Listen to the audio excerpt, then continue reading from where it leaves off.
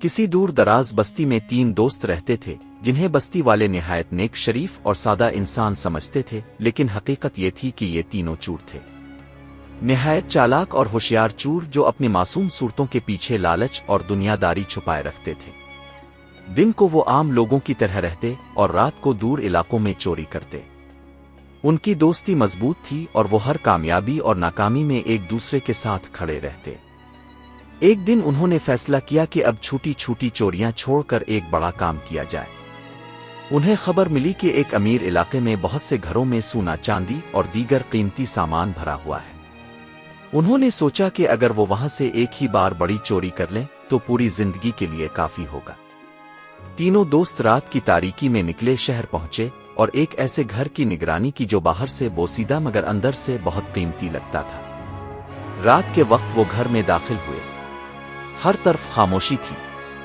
ایک کمرے میں ایک بوڑھی عورت سو رہی تھی اور دوسرے کمرے میں انہیں ایک بڑا صندوق ملا۔ صندوق میں سونا، چاندی، زیورات اور اشرفیوں سے بھرا تھیلا ملا۔ تینوں دوستوں نے جلدی سے سامان سمیٹا، اپنے ساتھ لائے گھوڑوں پر رکھا اور راتوں رات بستی سے باہر ایک کھنڈر میں سب کچھ چھپا دیا۔ اشرفیوں والا تھیلا ایک دوست کے پاس رکھ دیا اور باقی سامان الگ دفن کر دیا۔ طے یہ ہوا کہ چند دن بعد سب بٹوارا کریں گے۔ جب وہ دوست جس کے پاس اشرفیوں والا تھیلا تھا گھر پہنچا اور تھیلا کھولا تو وہ پوری 1000 اشرفیاں تھیں اور اس میں ایک پرانا خط بھی نکلا۔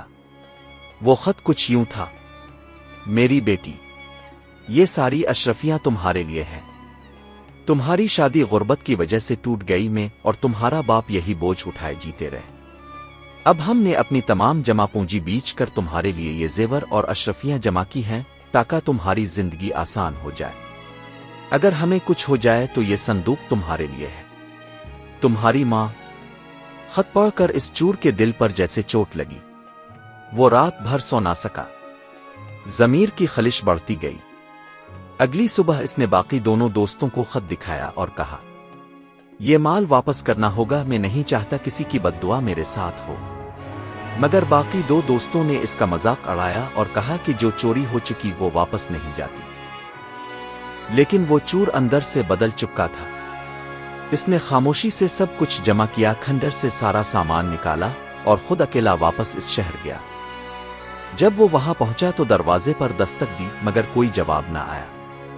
پڑوسیوں سے پوچھا تو معلوم ہوا کہ بوڑھی عورت کل ہی وفات پا گئی ہے اور اب گھر میں ایک ہمسایہ لڑکی بیٹھی ہے جو کفن دفن کا انتظام کر رہی ہے۔ چور نے فوراً کفن دفن کا سارا خرچ اٹھا لیا، قبر کی جگہ، کفن، جنازہ، سب کچھ خود کیا اور لوگوں کو بتایا کہ وہ اس عورت کا بیٹا ہے، حالانکہ وہ اس کا بیٹا نہیں تھا۔ اس نے بس دل سے ندامت کے ساتھ یہ سب کیا۔ پھر وہ کچھ دن وہیں رکا کہ شاید اس کی بیٹی آ جائے۔ چند دن بعد ایک سادہ لباس لڑکی آئی جس کے چہرے پر غم اور سفر کی تھکن نمایاں تھی۔ وہ عورت کی بیٹی تھی۔ جب وہ اندر گئی تو ماں کے بارے میں سنا، پھوٹ پھوٹ کر رو دی۔ چور نے اسے تسلی دی، پھر جھجکتے ہوئے ساری حقیقت بیان کی کہ وہ ایک چور تھا، اس نے چوری کی لیکن ماں کے خط نے اسے بدل دیا۔ اس نے اسے سب کچھ واپس کر دیا۔ لڑکی نے اسے غور سے سنا، اس کی آنکھوں میں سچائی دیکھی، ندامت کو محسوس کیا اور اشرفیوں اور زیورات کی طرف دیکھ کر بولی، جس انسان میں اتنی امانت داری اور سچائی ہو وہ چور نہیں ہو سکتا۔ تم نے اپنی غلطی مان کر جو سچائی دکھائی وہ بہت قیمتی ہے۔ اب یہ سب کچھ تمہارا ہے۔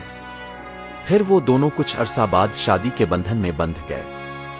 اس چور نے اسی مال سے ایک چھوٹا سا کاروبار شروع کیا اور محنت و دیانت سے کام کیا۔ اللہ نے اس کے رزق میں خوب برکت ڈالی۔ وقت گزرنے کے ساتھ وہ کامیاب تاجر بن گیا۔ جب اس نے ترقی حاصل کی تو اپنے دونوں پرانے دوستوں کو بھی بلایا جو اب بکھر چکے تھے۔ اس نے ان سے کہا، چلو اب نئی زندگی شروع کرتے ہیں، مگر صرف سچائی اور محنت کے ساتھ۔ تینوں دوست مل کر کاروبار کرنے لگے اور یہ سب اس ایک خط کی بدولت ممکن ہوا جس نے ایک چور کو انسان بنا دیا۔ اس کہانی میں ہمارے لیے سبق یہ ہے کہ دل سے کی گئی توبہ اور سچائی انسان کو نہ صرف معاف کرواتی ہے بلکہ زندگی کو بھی سنوار دیتی ہے۔ جو اللہ کے خوف سے بدلے، اللہ اس کے لیے دنیا و آخرت کے دروازے کھول دیتا ہے۔ اگر یہ کہانی آپ کے دل کو لگی ہو تو اسے اپنے دوستوں کے ساتھ شیئر کریں، ویڈیو کو لائک کریں اور ہمارے چینل کو سبسکرائب کرنا نہ بھولیں تاکہ ایسی مزید دل کو چھو لینے والی کہانیاں اب تک پہنچتی رہیں۔